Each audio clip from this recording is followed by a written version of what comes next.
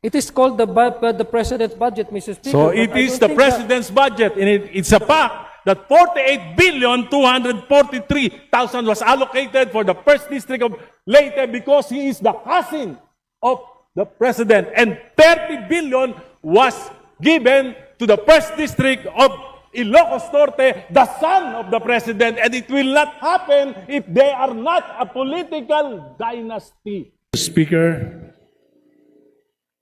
thank you to our chairman of the Committee on Suffrage and Electoral Reforms. May I ask some clarification Mr. and Speaker, questions? always welcome po ang aking ginagalang Dala na po akong na tubig. 65 years old, Congressman Irice.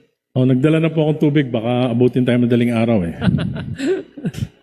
Joke Ay, lang po. unfair kasi, Joke hindi ako lang pwede- po. hindi ako pwede Iniinggit lang kita. uminom. Iniinggit lang kita. Salamat po. Ginoong sponsor, malinaw na nakasaad sa Article 2, Section 26 ng 1987 Constitution ng mga sumusunod. The state shall guarantee equal access to opportunities for public service and prohibit political dynasties as may be defined by law. Ang tanong ko po ay napakasimple. Tama po ba na ang utos ng konstitusyon sa Kongreso ay magpasa ng batas na magbabawal sa political dynasties? Tama po yun, Mr. Speaker. Hindi po ba sinabi ng konstitusyon na i-regulate lamang ito? Hindi rin po sinasabi na bigyan ng limitadong pahintulot, kundi malinaw na sinasabi ipagbawal ang political dynasties. Tama po ba ito? Yeah, full stop po. Ang sinabi po ng Constitution is to prohibit anti-political dynasty law as may be defined by law. Doon po yung definition is pagkarapatan na binibigay sa atin, mandato na binibigay po sa atin ng ating Constitution kung paano po natin to bibigyang buhay itong anti-political But it should dynasty. prohibit. Pero if I may be allowed, Mr. Speaker, pero siyempre, kung wala pong absent po talaga yan sa Constitution, babalikan din po natin yung intent ng batas na iyon. Tama po. Ang intent po ng batas na iyon, titingnan po natin kung paano po nagkaroon ng diskusyon ang mga framers ng Constitution. Sinabi po nila is hindi po complete absolute abolition. Ito po ay regulation, Mr. Speaker, Your Honor. Ang intensyon nila ay pigilan ang konsentrasyon ng kapangyarihan sa iilang pamilya. Dahil Tama po ito yan. ang isa sa mga ugat ng korupsyon, patronage politics, kahinaan ng political parties at kawalan ng tunay na kompetisyon sa politika. Ito po yung arguments ng mga framers ng Constitution. Tama po yun, Mr. Speaker. Ang layunin ng probisyong ito ay buksan ang politika sa mas maraming Pilipino, hindi upang i-institutionalize ang kapangyarihan ng mga political clan. Tama po? Tama po yun. Ngayon po, Ginoong Sponsor, ayon sa bersyon ng inyong committee, pinapayagan pa rin ang mga magkakamag-anak hanggang ikalawang antas ng consanguinity o affinity na sabay-sabay humawak ng posisyon sa gobyerno basta't magkakaibang antas o posisyon. Tama po ba yun? Tama po yun, Mr. Speaker. Halimbawa, isang miyembro ng pamilya ay pwedeng tumakbo, manalo sa posisyon ng national, for example, senador. Halimbawa, si Senador de la Cruz. Tama po ba yun? Tama po, Mr. Speaker. Maaari din po siya matalo. ang kanyang anak ay pwedeng tumakbo at manalo bilang gobernador, makaupo bilang gobernador. Pwede po yun? Pwede rin pong tumakbo at matalo. Hindi, pero pwedeng maupo. Pwede pong manalo at matalo. Oo nga po, pwede nga pong, pag nanalo, mauupo. Tama? Tama po. So sabay Pero sila. Tama po. Isang senador, isang governor. Tama? Tama Sabay po yun. sila. Kung pwede pong maging sabay, kung pwedeng hindi magsabay, kung pwedeng matalo yung isa Hindi sa nga po, kanila. kung mananalo, sabay sila, pwede. Kung yung frame of mind nyo po, ang gusto nyo Hindi pong po, yun ang frame. Ang tinatanong ko lang po, simple lang. Kung sabay silang manalo, sabay silang makakaupo. Tama? Hypothetically, posible mangyari po. Mr. Yes. Speaker. At nangyayari po yan. Tama naman po, Mr. Speaker. Marami pong, may senador po, mayor ang asawa. Tama po? Tama po. Ayun, tama. At yung kanyang isang anak, pwedeng maging congressman sa District 1 ng kanilang probinsya. Tama rin po yun. So tatlo na sila. Yung isa pong, yung asawa ng kanyang anak ay pwedeng tumakbo rin sa District 2 at manalo, makakaupo rin po. Posible rin po, Mr. Speaker. Apat na. Pero kung marapatin Hindi po. Ang tinatanong ko po, hypothetical to. Pwedeng apat. Okay, Di ba? O pwedeng apat. Ngayon po, yung kanyang apo, tumakbo rin at nanalo bilang mayor nung capital town. Pwede pa rin po ba yun? Makakaupo pa rin? Napaka-active naman po ata yung pamilya. Marami yan dito sa Kongreso.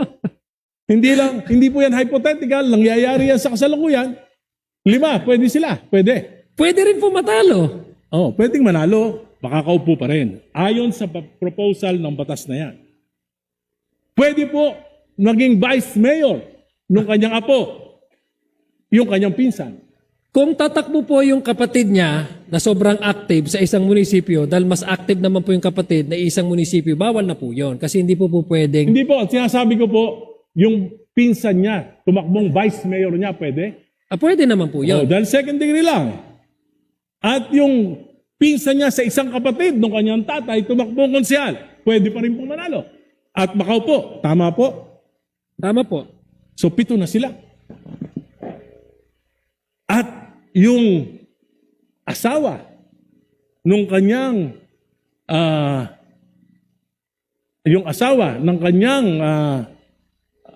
ang kapatid ng kanyang asawa ay tumakbo naman bilang barangay captain. Pwede pa rin. Tama po? Tama po. Pero pwede po ako mag-explain kasi puros lang kung tama o mali. Hindi yun ang Hindi, ko. Walo kung mamarapatin. Walo na. I am asking this question. This is Let me just a allow me- premise. This is just a premise at meron po tayong Okay, but let itatanong me pagkatapos. explain, Mr. Speaker. If my good Hindi po. friend, isa sa pinaka nirerespeto ko. Just a short, Ramadan po namin, pagbigyan mo na po ako mag-explain. Kung mamarapatin po. All of these things are possible, Mr. Speaker. These are hypothetical. This can happen. This can be certain or it can be uncertain. But what is certain, Mr. Speaker, is we allow the people to vote.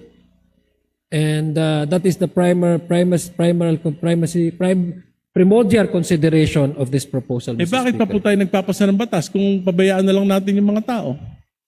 Bakit pa po kayo nagpanukala ng ganitong batas kung ang inyo palang prinsipyo ay pabayaan na lang kung sino yung iboto ng tao siyang manalo kahit magkakapatid, magkakamag-anak, magpipinsan, mag-asawa, mag-ama. Bakit pa kayo nag-sponsor ng bill Dahil nito? dahil apat na pong taon. Kahit Tama di po ba? kayo naniniwala?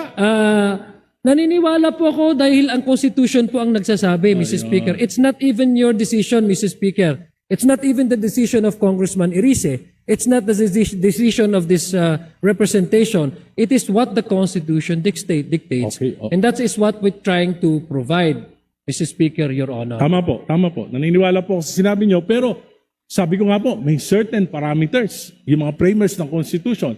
Dapat it will prevent the monopoly of power.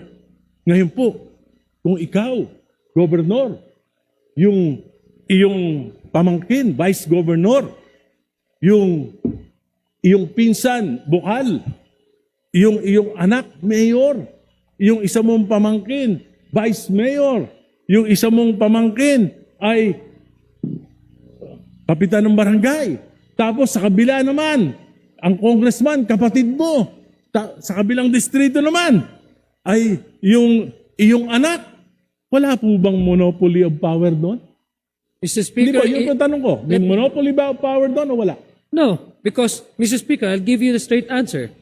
Monopoly resides when the power to appoint resides and exercised by one person. That is monopoly. But we allow the people to vote. The primary reason is, again, the sovereignty of the people and the primacy of the right to vote under Section 1, Article 2. Kung may monopoly po, Mr. Speaker, ay kung i-appoint ito at ang magde-decide lang po ay isang tao na paupuin ang ang kapatid or anak or asawa sa isang posisyon, that is an abuse of power. That to me is a blatant abuse of power and a monopoly. The most dangerous form of monopoly. But this time we present individuals to the voters and the voters vote. That's what the Constitution So says. hindi And po that's what I'm kailangan, trying to- yung sinasabi that is what niyo po, I'm hindi trying na to kailangan itong provide. batas na ito. So in terms of what now, Mr. Speaker, based on the status quo, just for the sake of argument, Mr. Speaker, that could be what could be described as something that is predominantly controlled by one family. But since we don't have the anti-political dynasty, as of yet, there's no point for us to really say that this is dominated by one family. Maybe many offices, Mr. Speaker, are being handled and occupied by the same family. Predominantly, very active ang family nila. But domination and monopoly is also a gesture of one exercising that power to make sure that sensitive positions are occupied by blood relations that would give him or her undue advantage over these resources. Yun lang, I'm just... Ngayon po, ang ibig sabihin... pag mayroon po tayong anti-political dynasty, talagang meron na po tayong definition kung ano po yung abuse of Subalit power. yung sinasabi nyong abuse of power in appointments, ay yung sinasabi nyo... May nepotism na po tayo, Mr. Speaker. So, ano magagawa ng batas na yan? Hindi ganun din, pareho lang. Ang Whether there is a law or not, ganun pa rin. It's the same thing. Yeah, Mr. Speaker, If your definition of monopoly of power is just on the appointments, di pareho lang. May batas o wala. no, that is exactly what I'm trying to do because monopoly really resides if one person exercises that authority to appoint a certain relative just so that they can have actual access to resources. That is monopoly, Mr. Speaker. That is very much against the law of nepotism, di ba, Mr. Speaker? But that is precisely one because that's exactly precisely the issue. In-exercise undue advantage ng isang tao. Kaya walang nepotism eh. Ito kasi eleksyon. Hindi ito isang tao.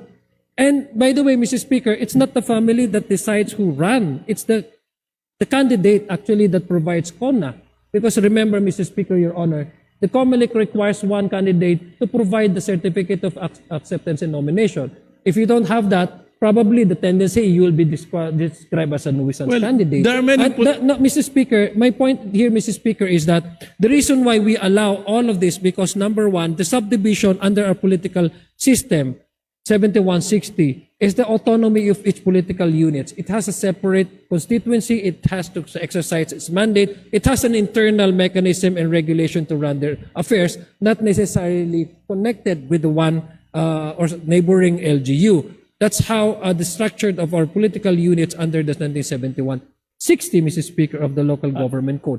We also attach that in order that we can balance it out with the right to vote and the right to be voted upon. And I've mentioned earlier, Mr. Speaker, there are several bases, not only in the Constitution, Section 5 on the suffrage, Section 1, Article 1, but there are other treatises internationally which we are the party or signatory of this covenants, the civil and political rights, etc., stating, Mr. Speaker, that there shall be no law abridging the right to vote and to be voted upon, Mr. Speaker, Your Honors. The anti-political dynasty, as may be defined law, is a regulation and that's not an absolute prohibition. It is an exemption. So we are doing this, Mr. Speaker, in order to decongest the control of one family over one locality, Mr. Speaker, Your Honor, so that we can promote and uphold check and balances, which is the essential feature of a working Republican democratic country such as ours, Mr. Speaker, Your Honor. I don't think, it encourages the political families to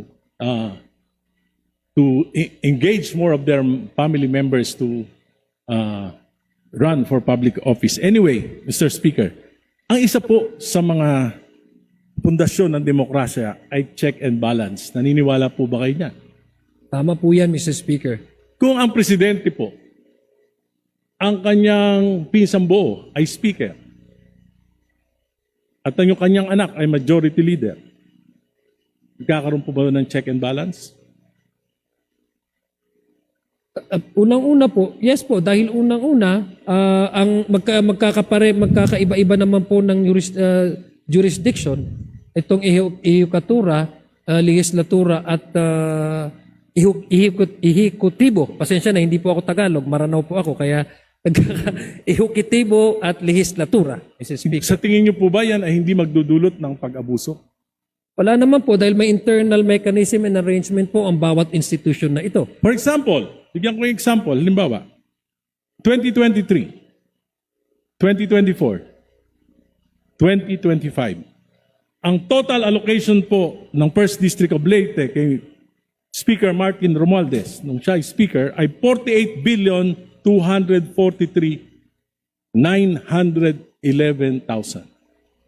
Yan po ang total allocation sa loob ng 3 taon. Yan po ang pinakamahirap na probinsya. Swerte na maka 3 bilyon, 4 na bilyon sa isang taon. Bakit nangyari ito? Bakit hindi equitable yung distribution pagdating kay Speaker Romualdez? Dahil siya ba ay pinsan ng presidente? Di po. Ako hindi ko nakikita ng ganyan dahil unang-una Ano po? may proposal po ng National Expenditure Program. Ang National Expenditure Program ay naalat po nila ang kanilang budget sa bawat probinsya based on the recommendation ng Regional Development Corporation. Nandyan po yung wealth ng kanilang area. Nandyan po yung return taxes na kinakukuha. Nandyan po yung lahat po ng mga possible revenues na nakukuha at nabubuo para ibigay po sa share ng isang area na yan. So, hindi ko po alam kung bakit ito magkakaroon ng issue ng check and balances dahil unang-una, magkaiba po ang this institution, ang nag-approve naman po ang Kongreso at wala naman pong kinalaman dito ang ating Pangulo pagdating po sa pag-appreciate ng bawat distrito kung kailan o ano ang kanilang magiging Hindi proyekto. po bang Sa palagay ko po, that is far-fetched conclusion, Mr. Speaker. I Hindi po understand ba that they are, nag- Mr. Speaker, allow me first to address this question. I understand that there are members here who are more biased about this and they want to make this as something political. But I don't think this is something that we can actually attribute the President to the issue of the 2024, 25 elections. Although this is a separate discussion altogether. But I'm just giving way to our good gentleman because he premised it on the anti-political dynasty. Again, the straight answer is it has no bearing whatsoever.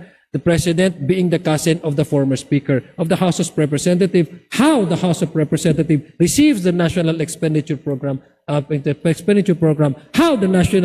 House of Representatives deliberated individual budget of each agencies, how the House of Representatives went on to participate in the bicameral conference, and how the House of Representatives ratified the result of the bicameral conference committee, Mrs. hindi po ba ang nagre-rekomenda sa Kongreso ng National Expenditures Program ay ang Pangulo? It is called the President's budget, Mr. Speaker. So but it I is don't the think President's budget, and it's a fact that 48,243,000 was allocated for the First District of Leyte because he is the cousin of the President, and 30 billion was given to the First District of Ilocos Norte, the son of the President, and it will not happen if they are not a political dynasty. Mr. Speaker, if Family. I was not observing my Ramadan, Mr. Speaker, I could have also shout as loud as Congressman Irice. If I may, but Mr. because if I may, I'm Mr. passing a Sponsor. Ramadan, I'm prohibited, Mr. Speaker. Mr. Sponsor, Allow me first, Mr. allow Speaker. me first, may I remind the gentleman to stop, to bring down the decibels a bit. Shouting will not do us an advantage here. Let's debate in a proper way. Just a friendly reminder. Thank you. Proceed. Thank you, Mr. Speaker. Again, let me respond to my good friend and one I respect, Mr. Speaker, very, very calmly. The President acted as the President of Republic of the Philippines, not as a cousin of the former Speaker. The former Speaker acted as the Speaker of the House of Representatives, voted by majority of the members of the House of Representatives. They have separate mandate, they have separate authority. To say the opposite is not only accusing these two gentlemen, but it is, Mr. Speaker, a very sheer example or conclusory, like one that is having a bias. So I doubt, Mr. Speaker, that the gentleman from Caloocan, one of our respected legislator, would have to derive into that conclusion, discussing about political dynasty and framing it in a way that highlights the blood relation between the sitting president and the former Speaker of the House of Representatives. Mr. Speaker, Your Honor. Thank you, Mr. Speaker. Noong panahon po ni Pangulong Duterte, sa Quadcom sinabi po na 51 billion yung flood control program ni Congressman Paulo Duterte. Bakit po nangyari yun? Iba dahil political dynasty rin sila? At ang Pangulo rin ay ang kanyang ama? Yan po, sinabi ng Quadcom. Mr. Speaker, Tama po ba? Mr. Speaker, What is true to Duterte is not true to the Marcoses. They are both political dynasties. Mr. Speaker, there are issues, Mr. Speaker, that do not necessarily share by one family, especially if this is about political issues, etc. That's why you have many families running against each other. Because it does not necessarily mean that one family share the same political ideology or advocacy or opinion. But let me frame it to a more actual occurrences in the past, Mr. Speaker. And what the gentleman is referring to, the 2025 budget, Mr. Speaker. It went through, the whole country was watching, Mr. Speaker, during the deliberation. It went through the committee hearings. It passed through the House of Senate. Senate is also parallel doing their own version. And mind you, Mr. Speaker, the 2025 version of the House of the budget was not the 100% reflective of the House version the one that we adopted in 2025. Mind you, Mr. Speaker, what we adopted in the House of Representatives has the education sector has the highest number of budget amount, the GAAB House version. When it went to the BICAM, it was changed, Mr. Speaker. So where was the participation of the President vis-a-vis the House at the time, former Speaker Martin Romualdez? There was none. If you ask me, There was. there was none, Mr. Speaker. There Number was. two, The House ratified allow me to, Mr. the BICAM report. The Mr. Speaker, House again, ratified. I would pretend that the good gentleman from Caloocan is observing the proper decorum because I am under fasting, Mr. Speaker. I would humbly request him, for the sake of our shared Abrahamic faith, to please avoid shouting. Sorry. Because I can hear you. I can hear you quite clearly, Mr. Speaker. Mr. Sponsor, may Thank I just you. respond to you? Yeah, I will. Yes. Allow me first. I am not angry. Allow me This is first just to my continue. natural voice. And I'm very passionate about this because I've been fighting political dynasties for 40 years. So, pagbigyan nyo na ako, dahil hindi naman ho ako galit, itong akin ho ay passion for this particular proposal dahil 40 taon na po ako, 4 political dynasties yung nilabanan ko, buti pa nga buhay pa ako, at napahirapan talaga ako ng gusto at alam ko yung frame of mind ng karaniwang mga political dynasties. So, yung pong boses ko, hindi po ibig sabihin galit ako, ito po ay passion. Salamat po. Maraming salamat po. Thank you for that explanation.